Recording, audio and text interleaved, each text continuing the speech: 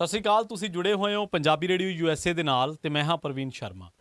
ਦੋਸਤੋ, ਹਰਜਿੰਦਰ ਸਿੰਘ ਧਾਮੀ ਜਿਹੜੇ ਕਿ SGPC ਦੇ ਪ੍ਰਧਾਨ ਨੇ, ਉਹਨਾਂ ਨੇ ਇੱਕ ਬਿਆਨ ਦਿੱਤਾ ਹੈ ਕਿ ਪੰਜਾਬ ਦਾ ਐਡਵੋਕੇਟ ਜਨਰਲ ਸਿੱਖ ਹੋਣਾ ਚਾਹੀਦਾ।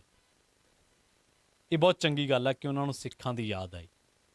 ਪਰ ਹਰਜਿੰਦਰ ਸਿੰਘ ਧਾਮੀ ਜੀ ਨੂੰ ਇੱਕ ਸਵਾਲ ਜਾਂ ਕਦੇ ਫਕਰੇ ਕੌਮ ਕੋਲੇ ਟਾਈਮ ਕੱਢ ਕੇ ਜਾਣਾ ਚਾਹੀਦਾ ਵਾ ਤੇ ਉਹਨਾਂ ਨੂੰ ਪੁੱਛਣਾ ਚਾਹੀਦਾ ਕਿ ਸਿੱਖਾਂ ਲਈ ਤੁਸੀਂ ਕੀ ਕੀਤਾ। ਖਾਸ ਕਰਕੇ 5 ਵਾਰ ਮੁੱਖ ਮੰਤਰੀ ਰਹੇ ਹੋ, 2007 ਤੋਂ ਲੈ ਕੇ 17 ਤੱਕ। ਕਿ ਪਿਛਲਾ ਤਾਂ ਛੱਡ ਦਿਓ, ਬਾਲੇ ਪੋਤੜੇ ਤਾਂ ਆਪਾਂ ਕੀ ਫਰੋਲਣੇ ਆ। ਪਰ ਧਾਮੀ ਸਾਹਿਬ, ਤੁਹਾਨੂੰ ਅੱਜ ਯਾਦ ਆਈ ਹੈ ਸਿੱਖਾਂ ਦੀ, ਜਦ ਕਿ ਸਿੱਖਾਂ ਨੂੰ ਇਨਸਾਫ ਨਹੀਂ ਚਾਹੀਦਾ, ਕਿ ਸਿੱਖਾਂ ਨੂੰ ਇੱਕ ਸਨਮਾਨਯੋਗ ਜ਼ਿੰਦਗੀ ਨਹੀਂ ਚਾਹੀਦੀ, ਕਿ ਸਿੱਖਾਂ ਨੂੰ ਆਪਣੇ ਦੋਸ਼ੀ ਨਹੀਂ ਚਾਹੀਦੇ ਕਿ ਸਾਡਾ ਦੋਸ਼ੀ ਕੌਣ ਆ। ਕਦੇ 5 ਵਾਰ ਦੇ ਮੁੱਖ ਮੰਤਰੀ ਫਕਰੇ ਕੌਮ ਪੰਥ ਰਤਨ ਪ੍ਰਕਾਸ਼ ਸਿੰਘ ਬਾਦਲ ਕੋਲੇ ਤਾਂ ਜਾਓ, ਕਦੇ ਉਹਨਾਂ ਨੂੰ ਸਵਾਲ ਕਰੋ ਕਿ ਜੀ ਇਹ ਜੀ ਤਾਂ ਪੰਜਾਬ ਦਾ ਸਿੱਖ ਚਾਹੀਦਾ, ਬਿਲਕੁਲ ਹੋਣਾ ਚਾਹੀਦਾ, ਸਾਨੂੰ ਕੋਈ ਇਤਰਾਜ਼ ਨਹੀਂ ਹੈ ਉਹਦੇ 'ਤੇ, ਔਰ ਕਿਸੇ ਨੂੰ ਵੀ ਨਹੀਂ ਹੈ। ਜੇ ਕੋਈ ਕਾਬਲ ਬੰਦਾ ਆਊਗਾ ਤਾਂ ਕਿਸੇ ਨੂੰ ਵੀ ਨਹੀਂ ਹੈ, ਔਰ ਹੋਣਾ ਵੀ ਨਹੀਂ ਚਾਹੀਦਾ। ਪਰ ਧਾਮੀ ਸਾਹਿਬ, ਤੁਹਾਡੀ ਅਪਰੋਚ ਸਿਲੈਕਟਿਵ ਆ। ਤੁਹਾਨੂੰ ਸਿੱਖ ਮਸਲੇ ਉਦੋਂ ਯਾਦ ਆਉਂਦੇ ਆ ਜਦੋਂ ਬਾਦਲ ਸੱਤਾ ਤੋਂ ਬਾਹਰ ਹੁੰਦੇ ਆ। ਕਦੇ ਬਾਈਬਲ ਕਲਾਂ ਬਰਗਾੜੀ 'ਤੇ ਵੀ ਬੋਲੋ, ਕਦੇ ਨਕੋਦਰ ਗੋਲੀ ਕਾਂਡ 'ਤੇ ਵੀ ਬੋਲੋ। ਇੱਕ ਪਾਸੇ ਬੰਦੀ ਸਿੰਘਾਂ ਦੀ ਰਿਹਾਈ ਦੀ ਮੰਗ ਕਰਦੇ ਹੋ ਤੇ ਦੂਜੇ ਪਾਸੇ ਸੁਮੇਧ ਸੈਣੀ 'ਤੇ ਚੁੱਪ ਵੱਟੀ ਰੱਖਦੇ ਹੋ। ਕਿ ਪ੍ਰੋਫੈਸਰ ਦਵਿੰਦਰਪਾਲ ਭੁੱਲਰ ਨੂੰ ਬੰਦੀ ਸਿੰਘ ਨਹੀਂ ਮੰਨਦੇ ਤੁਸੀਂ? ਤੇ ਭੁੱਲਰ ਦੇ ਪਰਿਵਾਰ ਦੇ ਉਜਾੜਾ ਕਿਹਨੇ ਕੀਤਾ?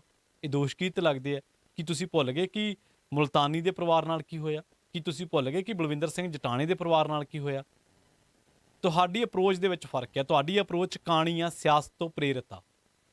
ਬਾਈਬਲ ਕਲਾਂ ਗੋਲੀकांड ਭੁੱਲ ਗਏ ਤੁਸੀਂ ਗੁਰਜੀਤ ਸਿੰਘ ਨੂੰ, ਹਰਕ੍ਰਿਸ਼ਨ ਭਗਵਾਨ ਨੂੰ। ਕਦੇ ਉਹਨਾਂ ਦੇ ਪਰਿਵਾਰਾਂ ਨਾਲ ਮੁਲਾਕਾਤ ਕੀਤੀ ਹੈ ਤੁਸੀਂ? ਕਦੇ ਉਹਨਾਂ ਦੇ ਪਰਿਵਾਰਾਂ ਤੋਂ ਪੁੱਛਿਆ ਕਿ ਕਿਸ ਹਾਲ 'ਚ ਰਹਿੰਦੇ ਹੋ? ਕਦੇ ਇਨਸਾਫ ਦੀ ਗੱਲ ਕੀਤੀ ਹੈ? ਆ ਡੇਰਾ ਮੁਖੀ ਦੀਆਂ ਫਿਲਮਾਂ ਰਿਲੀਜ਼ ਕਰਾਉਣ ਪਿੱਛੇ ਬੰਬੇ ਕਿਹਦੇ ਨਾਲ ਮੀਟਿੰਗਾਂ ਹੁੰਦੀਆਂ ਰਹੀਆਂ? ਕਦੇ ਪੁੱਛਿਆ ਪਾਰਟੀ ਦੇ ਪ੍ਰਧਾਨ ਨੂੰ? ਸਵਾਲ ਕਰੋ ਨਾ ਉਹਨਾਂ ਨੂੰ ਵੀ। ਸਿੱਖਾਂ ਦੇ ਹਮਦਰਦੋਂ, ਸੱਚੇ ਹਮਦਰਦੋਂ ਤਾਂ ਦੋਹਰਾ ਮਾਪਦੰਡ ਕਿਉਂ? ਹੋਣ ਵਾਲੀਆਂ ਸਰਕਾਰਾਂ ਨੂੰ ਸਵਾਲ ਕਿਉਂ? ਪਿਛਲੀਆਂ ਨੂੰ ਵੀ ਕਰੋ, 2007 ਤੋਂ ਲੈ ਕੇ 17 ਤੱਕ ਵੀ ਕਰੋ, ਹੋਣ ਵਾਲਿਆਂ ਨੂੰ ਵੀ ਕਰੋ, ਸੈਂਟਰ ਨੂੰ ਵੀ ਕਰੋ। ਸੈਂਟਰ ਵਾਰੀ ਕਿਉਂ ਚੁੱਪ? ਬਾਦਲਾਂ ਵਾਰੀ ਕਿਉਂ ਚੁੱਪ? ਕਦੇ ਪੁੱਛੋ ਇਜ਼ਹਾਰ ਆਲਮ, ਉਮਰਾ ਨੰਗਲ, ਸੁਮੇਧ ਸੈਣੀ, ਦਰਬਾਰਾ ਗੁਰੂ, ਇਹਨਾਂ ਨੂੰ ਕਿਵੇਂ ਲਿਆ ਜਾਂਦਾ? ਸਿੱਖ ਕਿਵੇਂ ਯਾਦ ਕਰਦੇ ਨੇ ਇਹਨਾਂ ਨੂੰ? ਤੇ ਦੂਜੀ ਗੱਲ ਇਹ ਹੈ ਕਿ ਤੁਹਾਡੀ ਅਪਰੋਚ ਦੇ ਵਿੱਚ ਫਰਕ ਆ। ਤੁਹਾਡੀ ਅਪਰੋਚ ਦੇ ਵਿੱਚ ਇਉਂ ਫਰਕ ਆ, ਬਾਦਲ ਸਾਹਿਬ ਨੂੰ ਪੁੱਛੋ ਕਿ ਉਹਨਾਂ ਨੇ ਸਿੱਖਾਂ ਨੂੰ ਕਿੰਨਾ ਕੁ ਸਤਿਕਾਰ ਦਿੱਤਾ।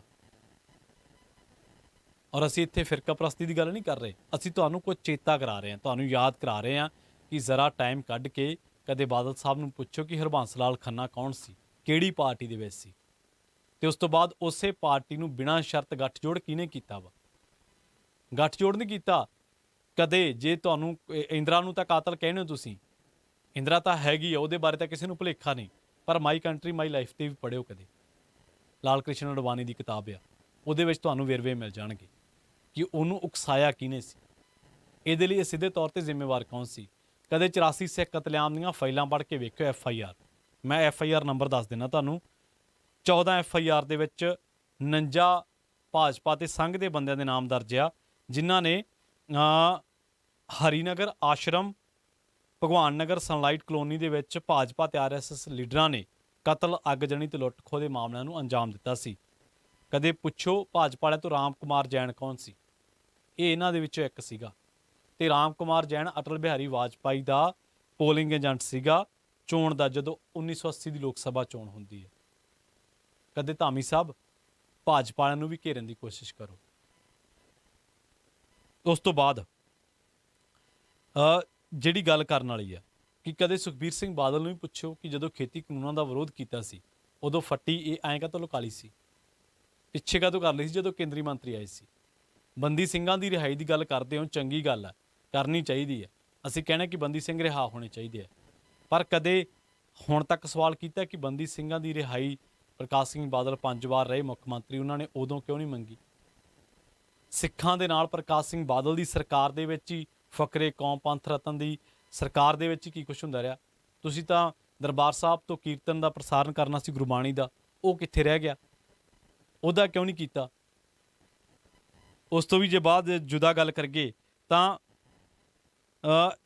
ਲਾਪਤਾ ਪਾਵਨ ਸਰੂਪਾਂ ਦੀ ਗੱਲ।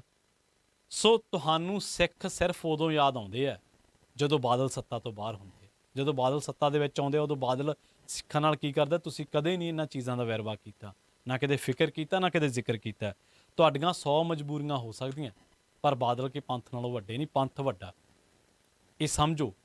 ਬਾਦਲਾਂ ਦੀ ਬੋਲੀ ਨਾ ਬੋਲੋ, ਪੰਥਕ ਆਗੂ ਦੀ ਬੋਲੀ ਬੋਲੋ, ਨਾ ਕਿ ਬਾਦਲਾਂ ਦੀ ਬੋਲੀ ਬੋਲਣੀ ਹੈ। ਪੰਥਕ ਆਗੂ ਸਰਬੱਤ ਦਾ ਭਲਾ ਮੰਗਦੇ ਨੇ।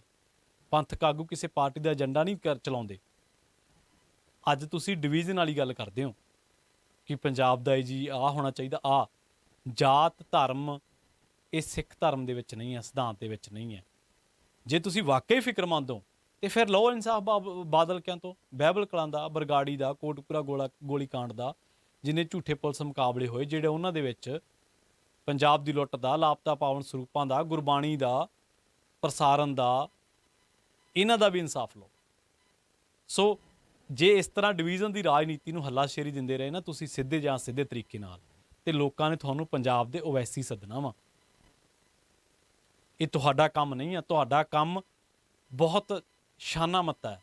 SGPC ਦਾ ਬਹੁਤ ਵੱਡਾ ਇਤਿਹਾਸ ਹੈ। ਜਿਸ ਦੇ ਤੁਸੀਂ ਮੁਖੀ ਹੋ ਨਾ, ਉਹ ਸੰਸਥਾ ਕੋਈ ਛੋਟੀ ਮੋਟੀ ਸੰਸਥਾ ਨਹੀਂ ਹੈ, ਸਿੱਖਾਂ ਦੀ ਸਿਰਮੌਰ ਸੰਸਥਾ ਹੈ।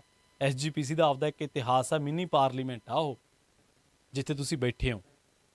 ਅੱਜ ਜੇ ਚਾਹੋ ਤਾਂ ਬਹੁਤ ਕੁਝ ਕਰ ਸਕਦੇ ਹੋ, ਪਰ ਕਰਨਾ ਨਹੀਂ, ਕਿਉਂਕਿ ਤੁਹਾਡਾ ਏਜੰਡੇ ਦੇ ਵਿੱਚ ਦੋਗਲਾ ਪਾਣੇ ਆ। ਸੋ ਕੋਈ ਵੀ ਬੰਦਾ ਵਾ, ਸਿੱਖਾਂ ਨੇ ਹਮੇਸ਼ਾ ਨਿਮਾਣੇ ਨਤਾਣਿਆਂ ਦੀ ਆਵਾਜ਼ ਚੁੱਕੀ ਹੈ। ਤੁਸੀਂ ਤਾਂ ਆਪਦੇ ਲੋਕਾਂ ਦੀ ਆਵਾਜ਼ ਹੀ ਨਹੀਂ ਬਣ ਸਕੇ। ਕਿੰਨੇ ਕੇਸ ਨੇ। ਬਲਵਿੰਦਰ ਜਟਾਣੇ ਦੇ ਪਰਿਵਾਰ ਨੂੰ ਇਨਸਾਫ ਲੈ ਦਿਓ, ਬਲਵਿੰਦਰ ਮੁਲਤਾਨੀ ਦੇ ਪਰਿਵਾਰ ਨੂੰ ਇਨਸਾਫ ਲੈ ਦਿਓ, ਪ੍ਰੋਫੈਸਰ ਭੁੱਲਰ ਦੇ ਪਰਿਵਾਰ ਨੂੰ ਇਨਸਾਫ ਲੈ ਦਿਓ। ਹੋਰ ਤਾਂ ਹੋਰ ਕਿੰਨੇ ਲੋਕ ਨੇ ਜਿਹੜੇ ਅੱਜ ਵੀ ਦਰ-ਦਰ ਠੋਕਰਾਂ ਖਾ ਰਹੇ ਨੇ।